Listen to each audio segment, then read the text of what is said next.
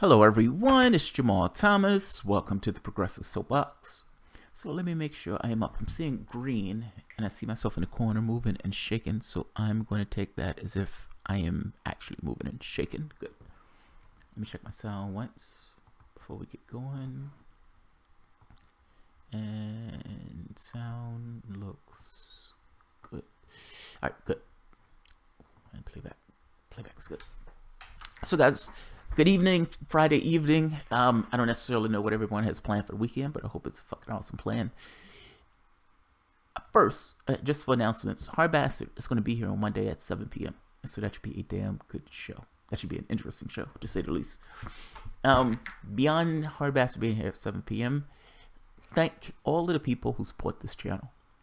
And it's a heartfelt thank you. One of the gentlemen, Wesley Jr., gave a donation, somewhat of a mind-blowing donation. I still can't wrap my head around it. But look, guys, I thank all of you for everything you guys do for the show. Whether you watch, whether you subscribe, whether you share, all of the above, whether you give through Patreon or Super Cash. Thank you very much. I've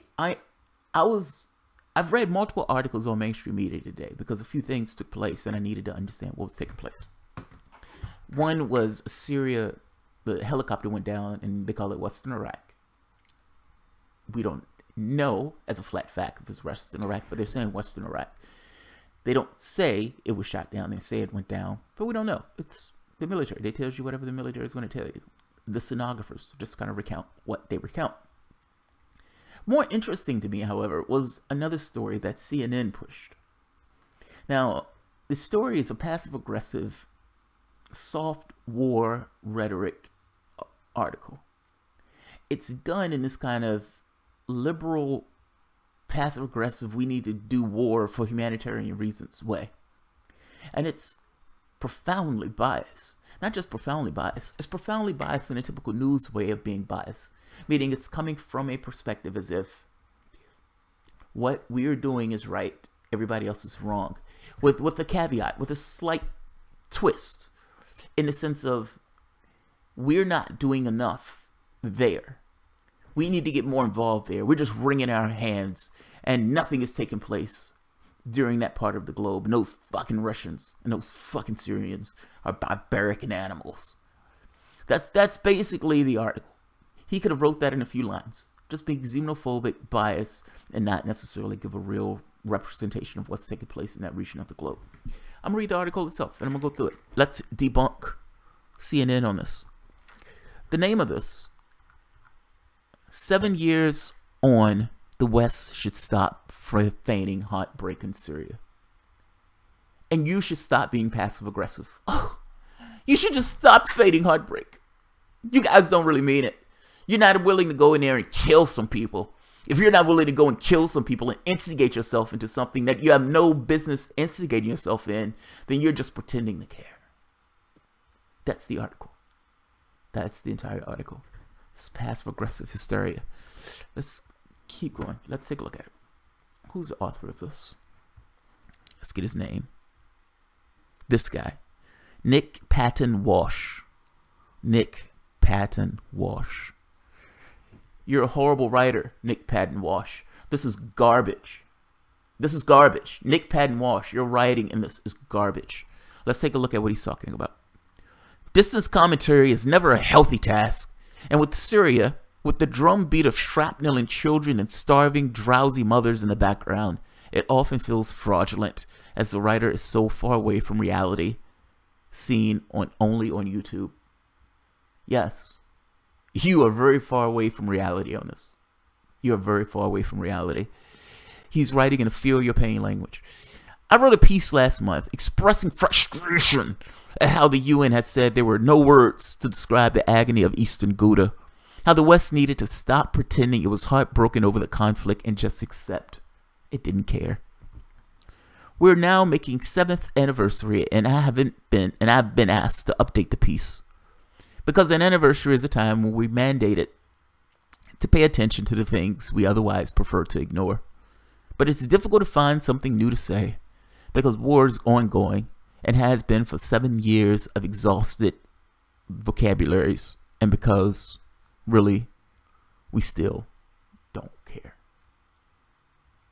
Explain to me, sir. Explain to me. How do you wish people to articulate that they care? How? Should they cry? Should they fall down out of their seats? What do you want them to do to get across that they actually care? What I'm asking you is, you're writing this. Yes, there's a war going on. Yes, the war has been going on for 7 years. Yes, all of that's true. There have been babies that have been killed. That is true. There are women and mothers that are grieving. That is true. What do you want? The people in the UN. What do you want me? What do you want you? What do you want the reader? What do you want these people to actually do? Should they get a gun? Should they get into the airplane and start bombing? What do you want them to do? That's what I'm fundamentally asking you. Don't be passive aggressive. Tell me your course of action. Do you want them to go in with guns ablazing for uncertain means? What do you want people to do? What do you want them to do? Let's keep going. Don't be passive aggressive. Tell me what you want. But it is difficult to find something new to say. The war is ongoing. Yet is also quite an easy task, as nothing really has changed. Over the past 19 days, there has been a UN Security Council vote which declared the need for a ceasefire. Russia, which for once did not use its veto in the council, agreed that the fighting needed to pause, but not win, so it never did. The bombing continued, as did the siege. And then, exactly as it happened in eastern Aleppo in 2016, a ground assault began. If you put the abhorrent moral vacuum to one side, as is Russia's default in warfare, its military is quite an effective strategy. The Syrian regime will soon control Ghouta again. I mean, you're removing the terrorists, right? There are tens of thousands of terrorists in Ghouta. The goal of it was to remove them. It's not that I think war is great. It's not that I think the methods are awesome. It's that I recognize that there is a war in eastern Ghouta. Is what it is. I don't know what you want people to say. And by the way, the United States does the exact same thing. This is not partial to Russia. If you remember, we were having bombing raids in Iraq. When Trump first took office, that first bombing raid killed 100 people in Mosul. Yes, babies were included in that. We always look at these things from one side only. We never look at the thing from how do countries function in this particular atmosphere. And again, this is not me saying that it's right. This is not me saying that it's wrong. It's me saying that it is a war. And there are terrorists, tens of thousands, in that area that Russia and Syria is fighting. Now, they're trying to make it look as if there's a bunch of guys, like 10 guys, and they're just shelling a particular area with like 10 or 12 guys. No, there's an actual war going on. This guy is writing this from the perspective of the terrorists, as if they're just dandelions sitting in hotels or sitting in houses being bombed by the Russian forces. That's not an accurate representation of events. I mean, come on. I understand that is an abhorrent moral vacuum. I understand that that's war. There's no context where the war is not like that. If he's talking about going in with some kind of military force in order to stop what's taking place, you know what's going to take place? More of the same thing that he himself is talking about, crying about in this particular article. There is no easy outs. What are you going to do to stop the war? Are you going to have more war to stop the war? What are you going to do? Are you going to have a bigger war to stop the war? Are you going to try to have a war with Russia in order to stop the war? What are you asking people to do? It sounds like you're asking for a larger conflict. Just saying, if you're talking about people going in and stopping it. Otherwise, I don't know what you're saying. And by the way, it's not that I like the shelling. But I'm not necessarily trying to pretend as if they're not actually fighting terrorists that are in that region of the world. I mean, shit, be honest. This isn't a new tactic. It's what the regime and Russian backers do. You mean what the government of Syria does? Is that what you're saying? It's the Syrian government, asshole. It's not a regime any more than Trump is a regime, or Bush was a regime, or Obama was a regime, or the British Parliament, meaning the people in power, Theresa May, is a regime. This is coded propagandizing language. They're giving across a particular tint to the person who they're talking about. It's not a regime, asshole. It's a fucking country. Let's keep going. This isn't a new tactic. It is what the regime and the Russian backers do. They use negotiation to distract from the military maneuvers and to provide a space to complete them, while diplomats act as if their due process and fine language translate into change in the rubble. Oh, that's a nice turn of phrase. America does the same thing. It's not a surprise that Moscow is not an honest broker. It has so far only admitted to invaded Ukraine once rather than twice. A similar fate probably awaits rebel head Daras in the south and Idlib of the north of Syria. The West will then express shock in a varied and creative ways, but the same thing would happen. So in those 19 days, what else has changed? Well, technically, all of the United States policy on Syria. The problem is that these changes don't appear to have materially changed anything because the policy in the United States had, in the first place, wasn't serious enough to change anything. What are you trying to change? What are you trying to change? Not just what are you trying to change. What authority do you have to change anything in Syria?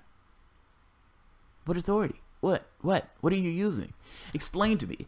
What trick of law, what figment of fig leaf are you using in order to actually make policy in somebody else's country? How? What? What am I missing? What am I missing? You're acting as if you, as an American or British citizen, I don't know where you're from, has some kind of control or power, or should be able to exert some kind of control or power over soil that doesn't belong to you. What am I missing? How are you writing this piece? What is this person's name? What is this person's name? Nick Walsh. You have a pair on you, Nick Walsh, to be so sensitive in the way that you're writing this. Are you shitting me? What is the policy? Should be for Syria. Syria is its own country. It's not a regime. It's a country. It has a government. And guess what? Explain to me, Nick Walsh, if the West hasn't been doing anything. Because that's the impression that you're trying to give in this piece, as if the West is feckless. The West isn't doing anything. The West is just wringing its hands on the corner and the sides. No, Nick. No. Let's be honest. The West has been doing things. The West has been instigating the violence that's been going on in that particular region of the world.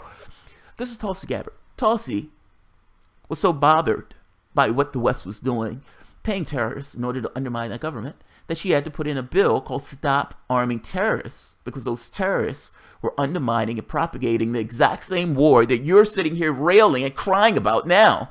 Let's take a listen to Tulsi Gabbard. I want to hear Tulsi. Let's hear Tulsi.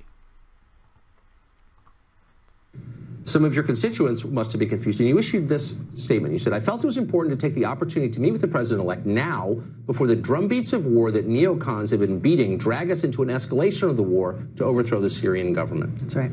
What did you mean by that, I guess, beyond what you said, and do you believe that the president-elect agrees with your views on this?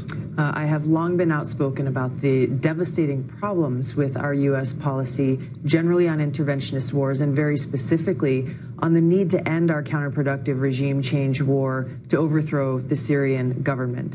Hundreds of thousands of people have lost their lives, millions of refugees, and the counterproductive result of this has been that these groups like ISIS and Al-Qaeda and other terrorist groups who we proclaim to be our enemy have ended up growing stronger.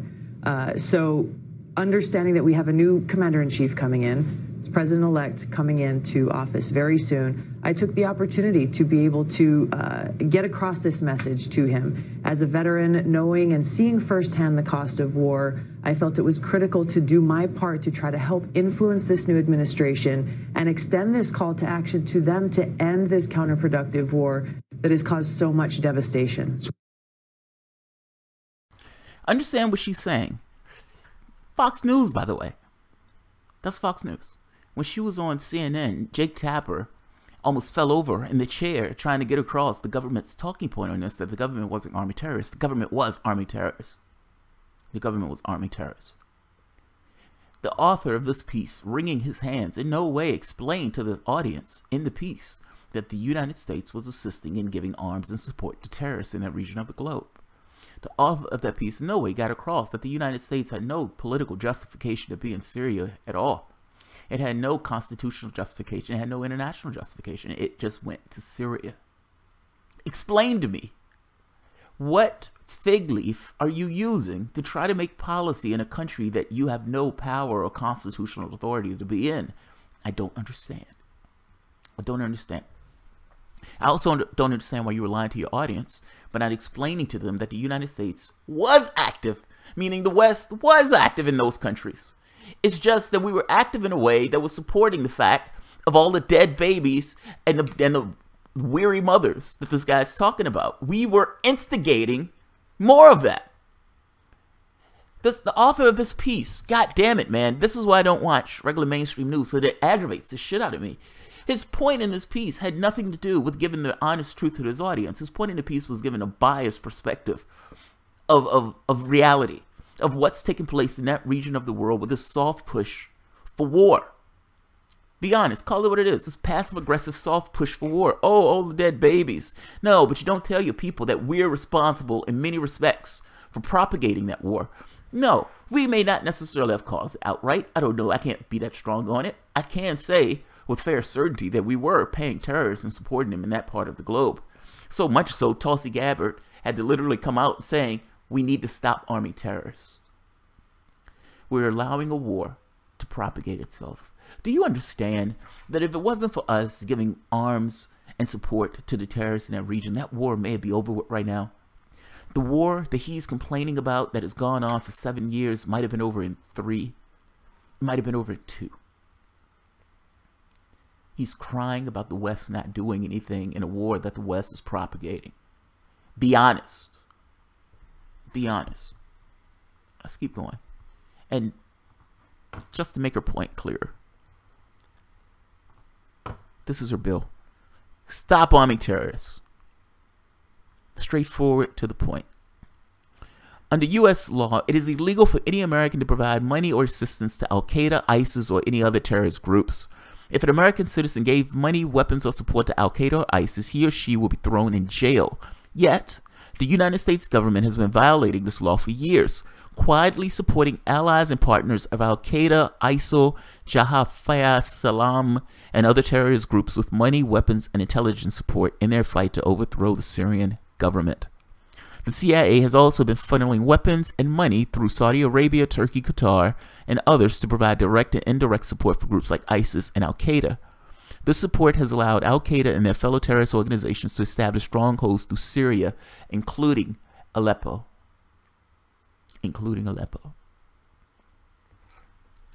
To make the point even clearer, United States and Saudi Arabia arms significantly enhance ISIS military capabilities, report reveals. An extensive field investigation into the origins of ISIS weaponry in Syria and Iraq has found that weapons supplied by the United States and Saudi Arabia to the Syrian opposition often ended up in jihadis' hands, enhancing the quality and quantity of their armaments.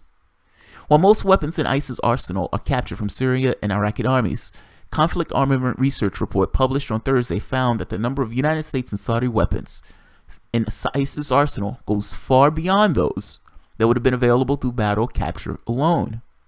Iraq and Syria have seen ISIS forces use large number of weapons supplied by states such as Saudi Arabia and the United States against varied international and anti-ISIS coalitions that the two states support, researchers found.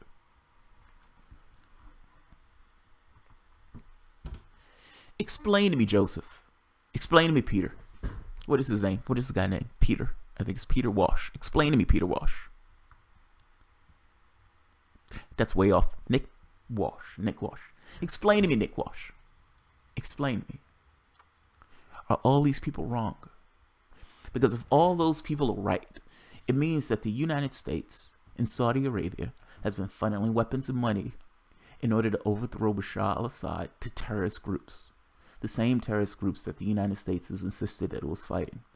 And in funneling money and weapons to those terrorist groups to undermine that government, you are now screaming about it. Meaning, the United States and Saudi Arabia has been propagating a war in that country in order to destroy the Syrian government and undermine the government. That government is battling for its life. That government would have collapsed if it wasn't for the help of Russia and, if I'm not mistaken, Iran. Now, the reason why the war has propagated on the way the war has propagated is because the United States and Saudi Arabia has been funneling money and weapons to terrorist organizations that, if it wasn't for the US and Saudi support, would have been obliterated by now. What you're wringing your hands about, Mr. Walsh, is something that the United States and Saudi Arabia has allowed to propagate based on their behavior. This is not purely the Syrian government. This is not purely the Russian government. There are other international actors involved, and you are doing a damn disservice to your audience not explaining something like that. But that wasn't your point, was it? That wasn't your point. Your point was to give the soft push for war with this biased perspective that CNN and other mainstream media outlets tend to use when they give their reporting. Let's keep on. Let's hear the rest of this garbage. I read this article and I thought, this guy is giving a strong perspective and he has a point that he wants to get across, but he doesn't just want to say, we need to send troops in there to do X, Y, Z. Fact is, it's not our country. Syria, whether Walsh knows it or not, is not on the border of North Carolina. It is none of my business. We have no authorization to be in that country. You can make a fig leaf of saying Iraq for some other country or for Iraq. We have no authorization to be in Syria. That war is massively illegal. We should not be there in the first place, and we damn sure should not be arming terrorists in that country. If you really wanted that war to be over with, Mr. Walsh, if you really care about those mothers that you're wringing your hands about and the dead babies with shrapnel in them that you're talking about in your article, you would have a conversation about the United States and Saudi Arabia's role in arming terrorists in that region of the world and try to get them to stop arming terrorists in that region of the world. Otherwise, look, fact is, you would not have this war last as long as this war has lasted if the United States was not supplying the armaments and resources to keep this war going in the way the war was going. They wanted Bashar al-Assad to leave. They were doing more than just talking rude to Bashar al-Assad. He makes note in the book that the only thing the Obama administration was doing was being rude. They thought if they were rude enough to him, he would go away. Are you shitting me? Are you shitting me? It's fucking amazing. These people are liars. Either he's incompetent or he's a liar, and I lean more towards the side of he's a liar. In fact, this is going long, so I'm just going to leave this at the bottom for you guys to read for yourself if you want to. Fact is, and what it boils down to is, this piece, I've heard this rhetoric from lefties or from liberals, let's call them liberals, these neoconish Democrats that want to go into places. They don't want to go in for reasons of these muscular reasons, but they want to go in just the same for these ideas of humanitarian reasons. Whether you're going in somewhere for humanitarian reasons or whether you're going in because you just want to be a muscular foreign policy, it's the same. It's the same. You're still going into places. You're still killing and dropping bombs and shooting people in the face. The outcome is the same. Be wary of people who wring their hands looking to go into other people's countries for humanitarian reasons. Libya right now has open-air slave markets, and it's because of a bunch of liberals who thought it was okay to use their foreign power in order to topple that country and turn it into something else other than what it was. I would be very careful with people like Walsh. Let me see who's here. This article is fucking amazing.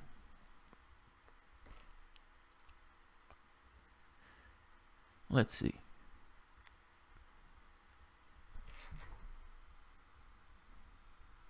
Jacqueline Thompson, why not a torture queen to head the CIA?